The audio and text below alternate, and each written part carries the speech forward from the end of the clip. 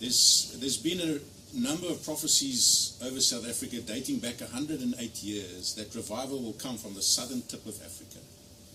And we have this strong sense that the revival that's been prophesied can't happen in the absence of governance and taking rulership, just as President has been talking about. So the ACDP has two specific legs. One is the breaking down of the altars of Baal, and the other is re-establishing the links and the relations with Israel. Can you share basically what the ACDP stand is on those issues? What might surprise many people is to hear that politics is based on religions. Whether it's humanism or freemasonry or African witchcraft, politics is based on one form of religion. And so, it is important for Christians to know that ACDP is planning, when God gives us the government, to bring the government of South Africa under the lordship of Jesus Christ. We have rituals that are conducted by government. We have altars that have been built in South Africa where the dead are honored and worshipped by people in politics. And yet you'll hear many of such people saying, keep religion out of politics, when the very politicians are pursuing other religions. So what the ACDP will do when God gives us the country and the government, firstly, we will destroy altars to Baal, to ancestors and others, and will erect an altar to the glory of God as we submit this country to the lordship of Jesus Christ. But the second interesting thing that we will do, that will also, I believe, fulfill the vision that God has given us, that is also in the name of the party. Now, ACDP stands for African Christian Democratic Party.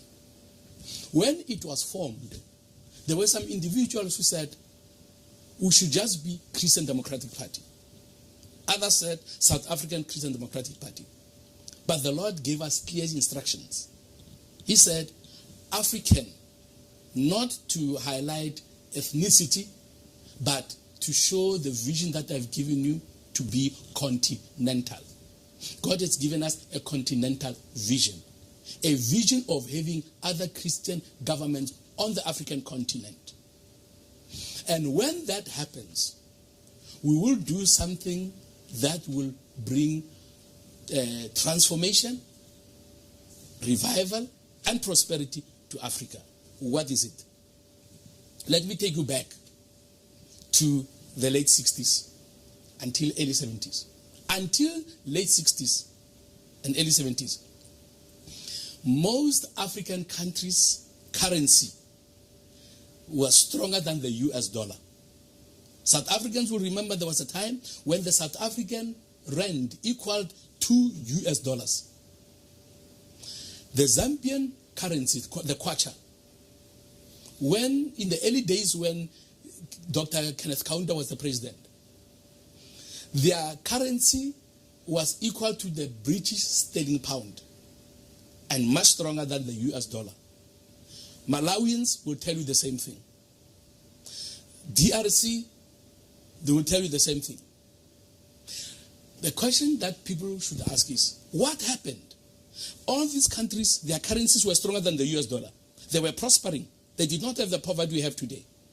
But things have changed. When I was last in Zambia about 4 years ago, the same currency that used to be equal to the British sterling pound, stronger than the US dollar, actually, they say it was about $5 to their currency. When I was last there, it was 3,500 their currency to $1. When you ask the question, what happened? Why the change? Something common happened in all these countries. When they were prospering, they had a very close economic relations with Israel. Remember Genesis 12, where the Lord said, verse 3, I will bless those who bless you, and I will curse those who curse you. And he continues to say, all nations of the earth will be blessed through you.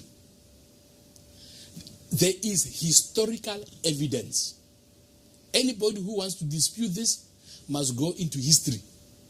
There is historical evidence that when African countries had a close working and diplomatic and economic relations with Israel, their countries prospered. What happened in Egypt? 1972, when Egypt went to war against Israel, the Egyptian president went to African leaders and said to them, I know that Israel is your friend, but I am your brother as an African. I'm your brother. So now, brother is fighting against a friend. You cannot stand with a friend against the brother, but brothers must stand together. So stand with Egypt and terminate your relations with Israel. Most countries, they did that. And some of them, we understand, they gave Israel 48 hours to leave.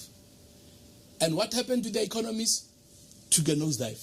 They collapsed. Until today, go to those countries, their economies are finished.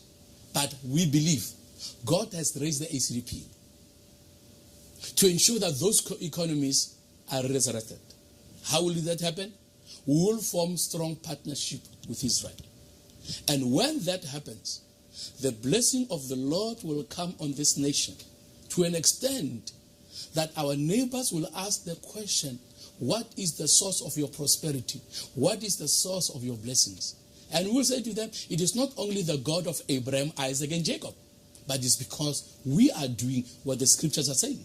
We are working with the people of God. We are working with Israel. That is why these blessings are upon the nation. So Africa's hope is still there, and the ACDP is the key to that hope to be realized. As ACDP is going to embrace Israel, as we are embracing Israel now, and ensure that all African countries come into that working relationship and economic relationship with Israel. And that when that happens, this will be a different continent, I believe. It will be a different continent.